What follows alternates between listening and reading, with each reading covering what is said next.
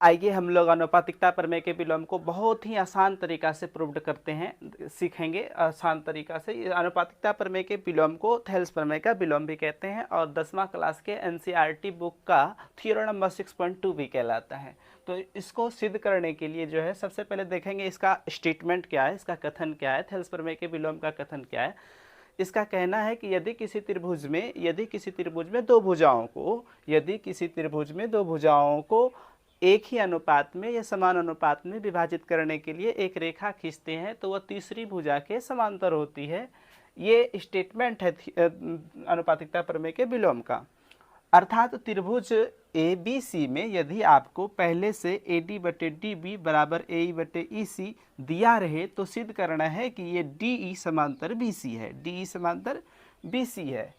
तो इस बातों को सिद्ध करने के लिए डी समांतर बी सी सिद्ध करने के लिए जो है रचना किया। रचना में लिखा क्या, डी से डी एम लंब डाल दिया ए सी पर और ई से ई एन लंब डाल दिया ए बी पर, और उसके बाद क्या किया, डी को सी से और बी को ई से मिला दिया। इतना रचना किया। अब फिर उत्पत्ति में एरिया ऑफ त्रिभुज ए डी मतलब त्रिभुज ए डी का क्षेत्रफल। आप हम जानते हैं कि त्रिभुज का क्षेत्रफल हाफ गुना आधार गुना ऊंचाई होती है। तो त्रिभुज ए डी का क्षेत्रफल देखिए half Guna Aadhaar A D प्रयोग किया और इसकी हाइट जो है ए डी ई का प्रयोग किया ई एन लिख दिए, हाफ गुना आधार गुना ऊंचाई हो गया। तो यह फिर शीर्षलंबी बोल सकते हैं, ई एन शीर्षलंबी है। फिर एरिया ऑफ त्रिभुज बी डी ई जो है, देखिए ध्यान से, एरिया ऑफ त्रिभुज बी डी ई, इस त्रिभुज की क्षेत्रफल, इस त्रिभुज का क्षेत्रफल जो है हाफ गुना आधार डी बी ले लिए और इसका हाइट में थोड़ा सा तुम लोगों को ध्यान देना है कि ये हाइट डी बी ई की जो हाइट होगी, देखिए ये त्रिभुज की इस भुजा को मान लीजिए यहाँ तक बढ़ा दिए और फिर यहाँ से इसकी हाइट निकालेंगे तो इसकी भी हाइट ई एन ही होगी। मतलब त्रिभुज बी डी ई की हाइट भी क्या होगी, ई एन होगी। इसीलिए हाफ गुना आधार डी बी का प्रयोग किया और इसकी हाइट ई एन लिख सकते हैं, कोई दिक्कत नहीं है इसमें। तो ई एन लिखा तो ई एन से ई एन कट गया, हाफ से हाफ कट गया, तो बचा क्या, एरिया ऑफ त्रिभुज ए डी बटे एरिया ऑफ त्रिभुज बी डी बराबर ए डी बटे डी बी। इक्वेशन फर्स्ट हुआ।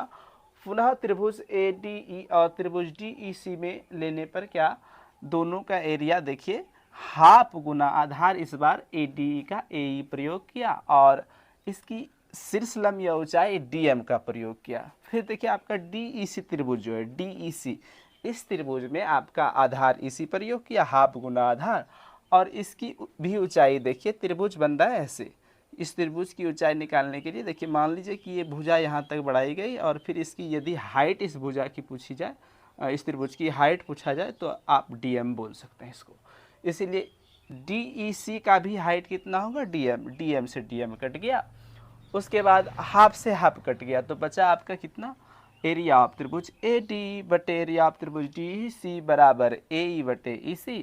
परंतु हमें पहले से दिया है कि त्रिभुज ए बी सी में ए डी बटे डी बी बराबर ए ई बटे ई सी पहले से है। इसीलिए समीकरण फर्स्ट और सेकेंड का देखिए आर एच एस वाला जो टर्म है, आर एच एस वाला टर्म पद पहले से बराबर दिया है।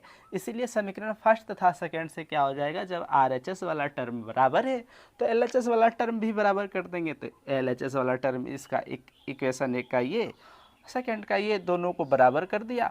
दोनों को बराबर करने पर क्या हुआ, एरिया ऑफ त्रिभुज ए डी, एरिया ऑफ त्रिभुज ए डी कैंसल। उसके बाद फिर क्या बचा, एरिया ऑफ त्रिभुज बी डी बराबर एरिया ऑफ त्रिभुज डी ई सी बचा।